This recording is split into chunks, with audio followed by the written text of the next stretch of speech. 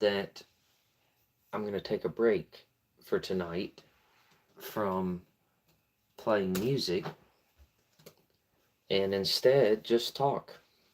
I like to talk, and I feel like the things that I want to talk about don't get spoken about enough.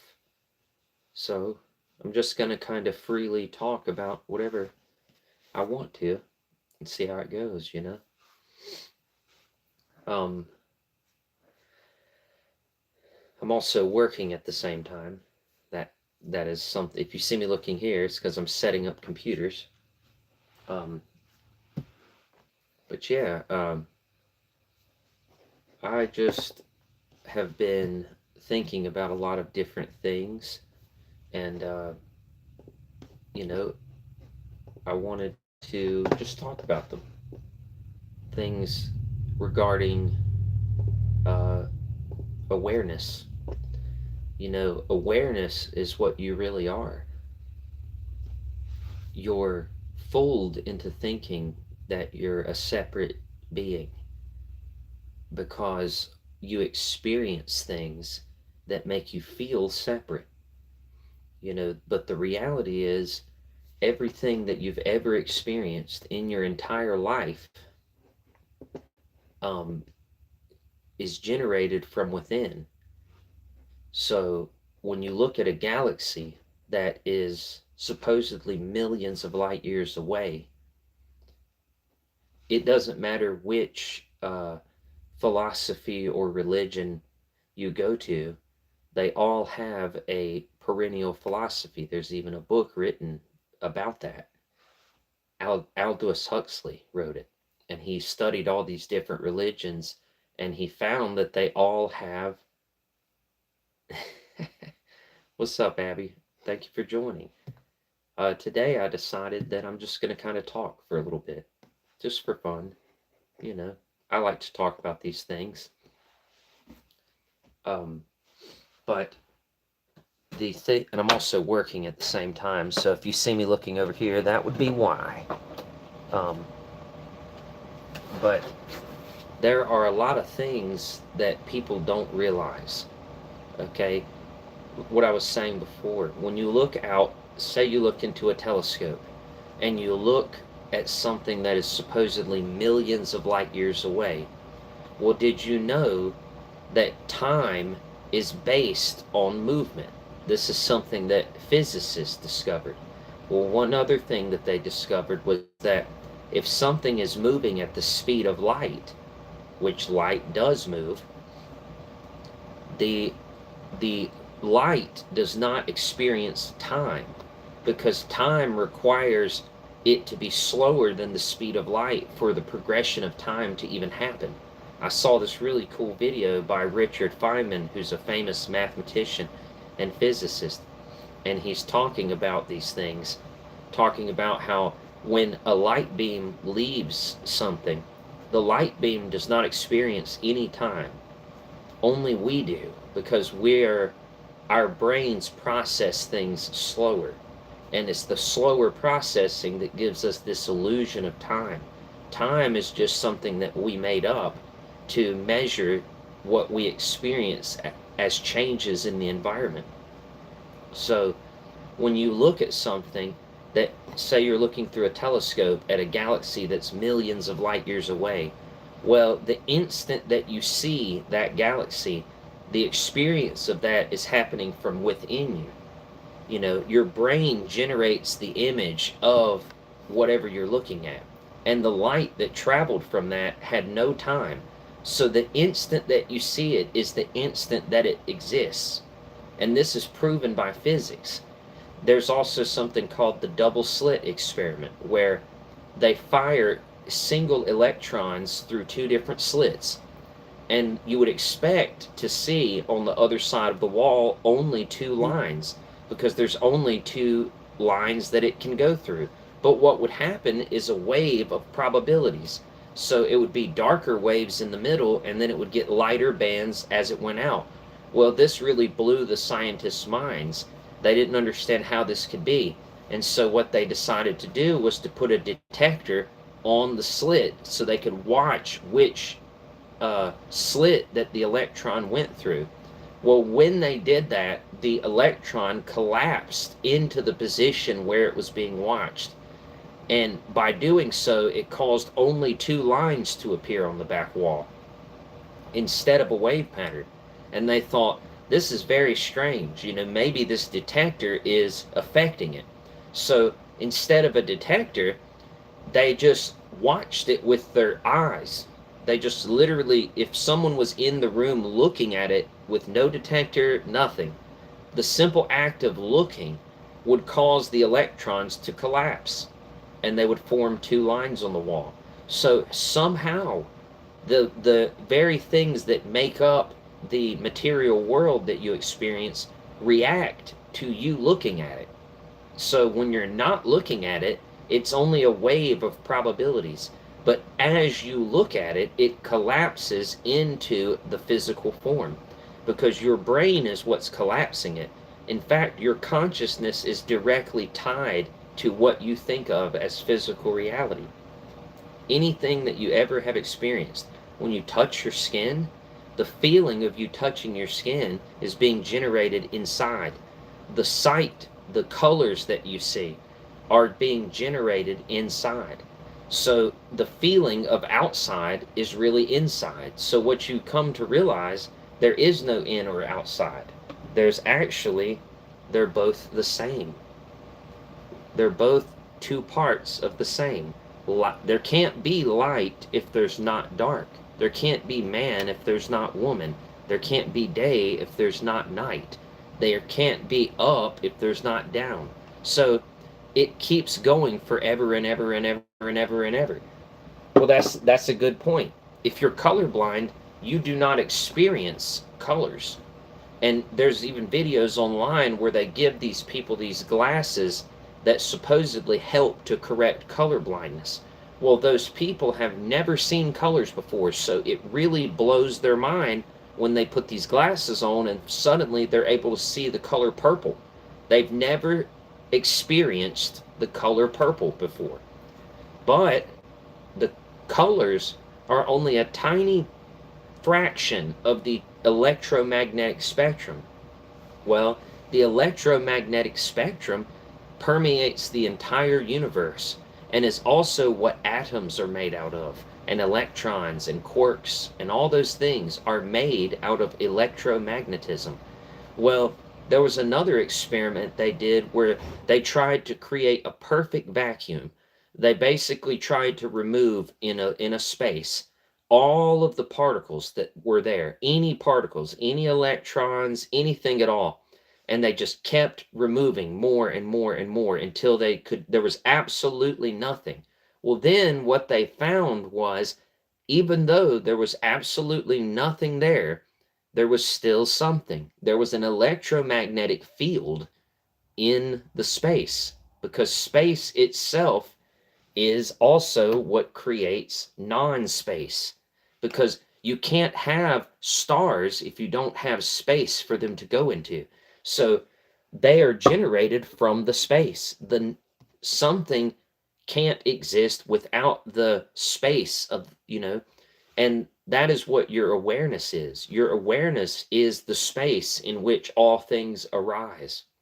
So it's just another false duality where you feel like, and that's actually what in the Bible, when they talk about Adam and Eve eating the fruit of the knowledge of good and evil, it's an allegory to explain that life begins when you fall for the illusion, like when you think you're separate, and this is actually cultivated through the language that we are taught from birth.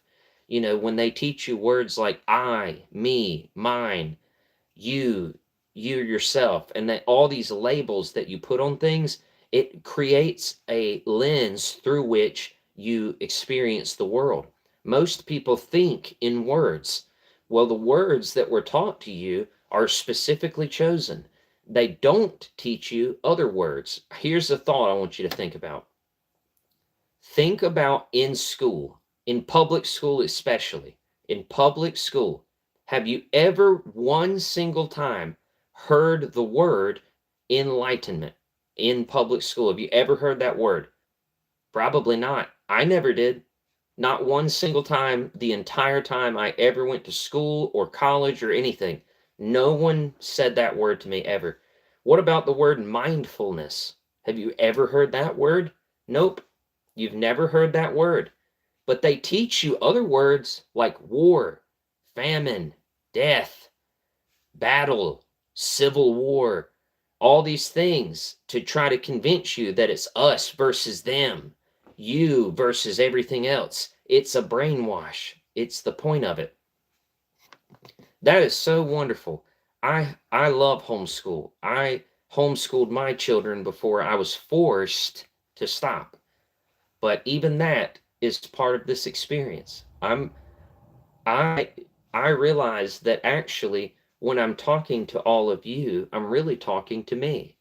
I'm talking to myself because you are me. Because think about it. Your experience of me is being generated within.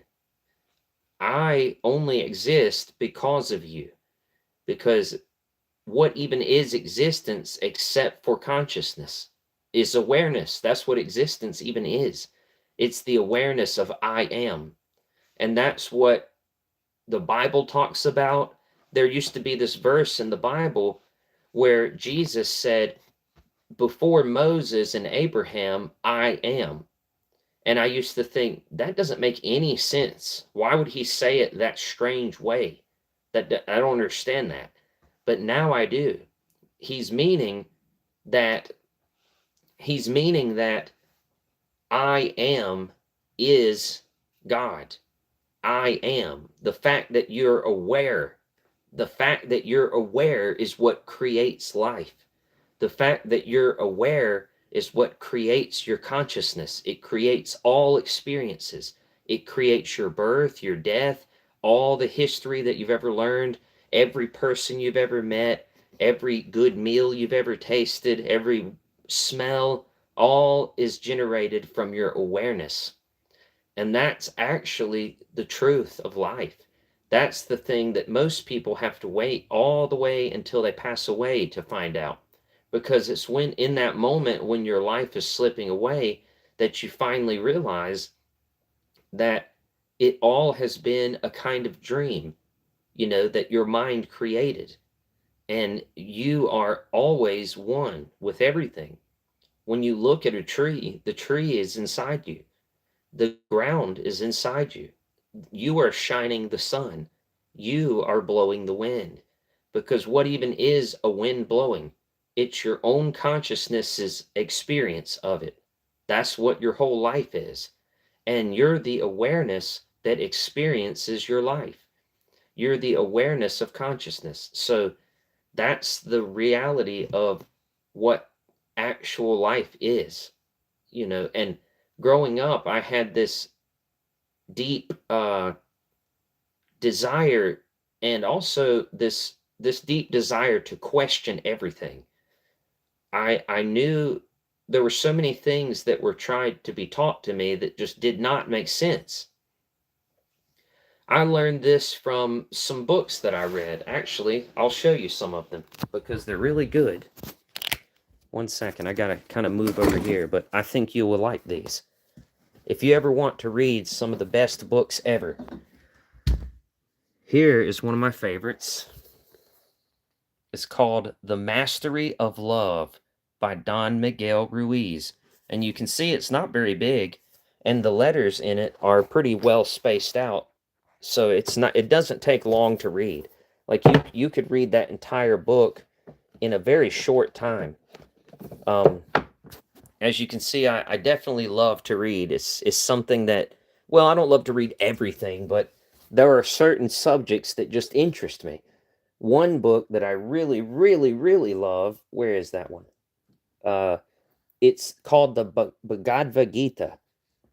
For some reason, I can't find the one that I'm thinking of. Oh, here it is. This one. This is an extremely good book.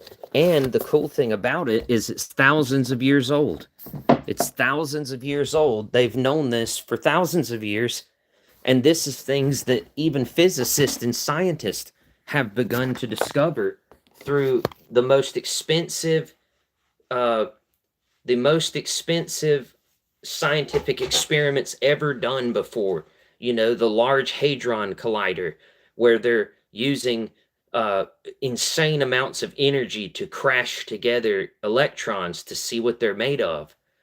And they're even then they're realizing that it's our consciousness that's creating reality. They keep trying to disprove it, but the harder they look, the deeper it goes, forever and ever and ever and ever. So there's this infinite field of possibility in which all things arise. Your thoughts are not you, they're part of you. Your thoughts are part of an experience that arise from conditions. So when you think something, what are the words that you're thinking? Did you create those words, or did someone implant them into your mind? That's what actually happened. And see, the different combination of experiences make thoughts arise, because you don't really choose your thoughts. Your thoughts just happen and you experience them. You don't have to believe in God. The thing is, when you talk about believing in God, you're talking about something outside of yourself. And that is what you don't want to believe in. You don't want to believe that because that isn't true. There is no God outside of you. God is you.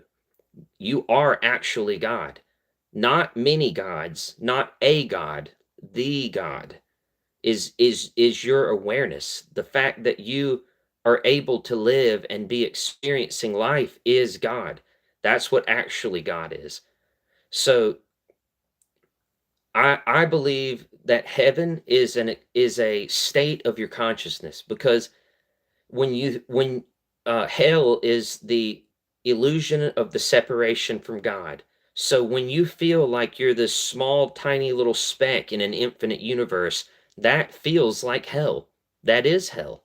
I mean, think about it. When you feel like everything's against you, you feel like you're in hell. You feel like you're burning. You feel like you're in torment. You know, you're suffering so bad. But then when you realize that every single thing is actually coming from within, all your feelings, all your thoughts, all the people you know, every single thing is all inside. And there is no inside or outside. That's another illusion. Because if you were to zoom in close enough to your skin, you would realize that it's actually particles.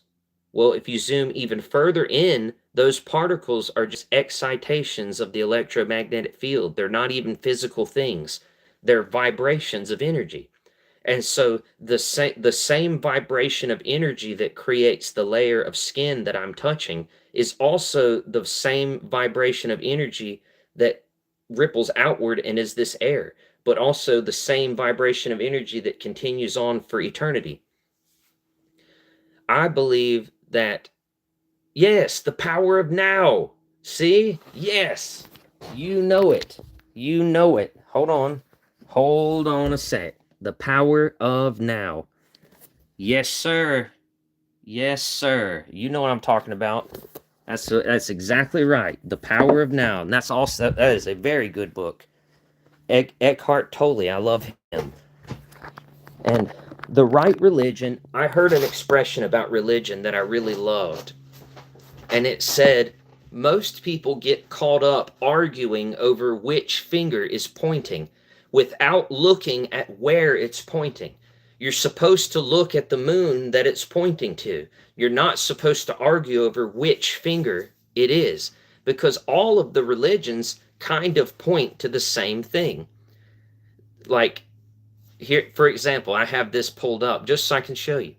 Most people think that the message of Jesus is that you have to follow me or you'll go to hell. Jesus never said that. Jesus never said that.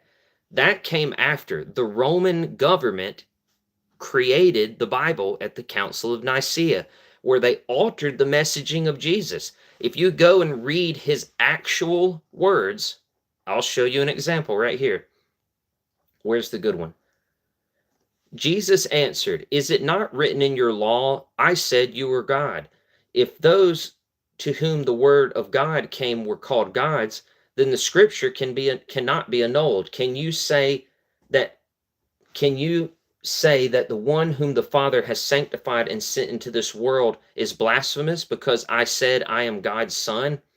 If hold on, it's tiny. It says, hold on.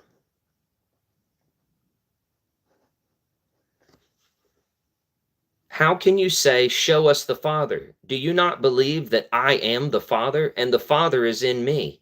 The words I say to you, I do not speak on my own, but the Father who dwells in me does his work. Believe me that I am the Father, and the Father is in me. But if you do not then believe me because of the works themselves. On that day you will know that I am in the Father, and you are in me, and I am in you. So that is, he's telling you that we're all one. That's what he's saying. That's his actual message. The kingdom of God is within you. He says that too. He doesn't say that you have to, it says, "Abide in me as I abide in you. Just as the branch cannot bear fruit by itself unless it abides in the vine, neither can you unless you abide in me. I am the vine, and you are the branches. Those who abide in me, and I in them, bear much fruit, because apart from me, you can do nothing." Because he means without the awareness of God, which is what you really are, you don't exist. There is no existence without awareness. That's what I am means. I am. I am. Just the fact that you exist at all is evidence of God. Because the fact that you're aware, that you have an awareness, that's God. That's what that is. You've never been separate from God. You were taught an illusion. You believed an illusion because the point of the illusion is to overcome the illusion. It's kind of like a game that you're playing. You're pretending, but you don't know that you're pretending. It's like when you are playing a game. Life repeats. When you're playing a video game, the character in the video game doesn't know they're in a game. They're programmed to believe that that game is real. So the character in the game does not know it's a character, but you, the player, the one playing the game, you do know it's a game, but the character doesn't. You are the character in the game. Your ego, yourself, the idea of you is a character in a game, but you're not the character. You're actually the entire game. You're the whole thing. All of it is you. And so think about this reincarnation. If you are every single character in the game, you're the whole game, and you're every single person, then that does make reincarnation real because it's the same you that keeps being born over and over and over and over. It's the same you that keeps dying over and over and over and over. It's all you because when they die, the experience of their death is within. When you're born, the experience of you being born is within you. All of it is within you. There is no in and out. There is no self and other. None of that's real. All of it is illusion. And that's what I named my daughter. I named her Maya because that's what that means. It's the illusion, the play of the game of the world that makes you think you're separate. And so you're really not separate. And that's one of those things that I like to remind myself of because it does help. It really does help you because when you start to get caught up in this game, you start to suffer.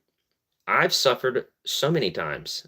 I still suffer sometimes, but that's part of what makes this be an experience.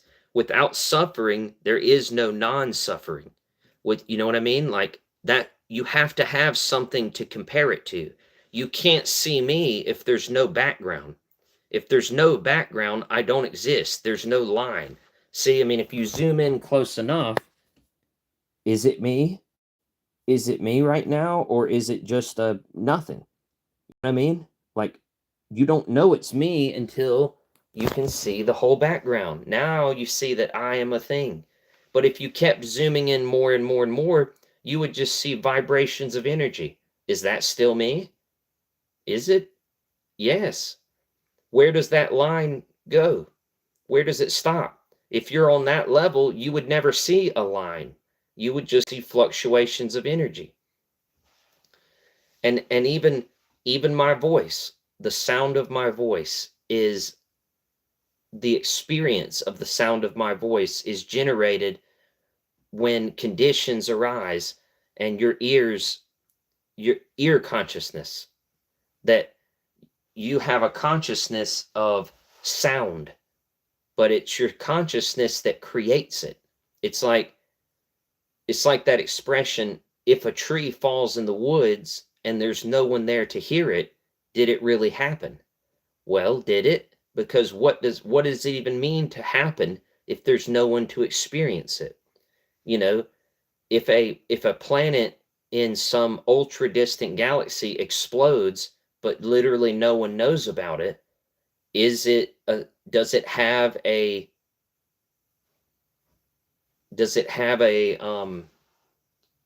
there's no experience of it, so you cannot.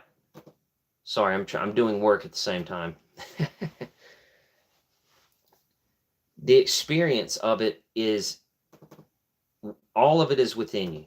So that's pretty much the point of this entire talk, is to just remind myself and you and everybody listening that we're all one.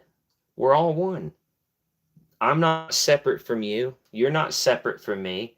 But even the people that you hate, even people that you feel hatred towards, you really are hating yourself. And that's why it hurts so much. You'll never gain satisfaction from revenge. You'll never gain satisfaction. Even if you did get the best payback, it's very temporary, because eventually your karma, which is the intention that you do, will come back to haunt you. Because as you're mean to people, people will be mean to you, because all of life is a reflection of your inner world. And that's what you are. You are the reflection of everything. You know, you are the internal experience is all of life. And there's no separation. It feels like a separation because we're on this level of vibration, that it is only because our body is designed, is basically the condition that makes thoughts possible. It's the condition that makes seeing possible. It's the condition that makes hearing possible. I don't believe God is male or female.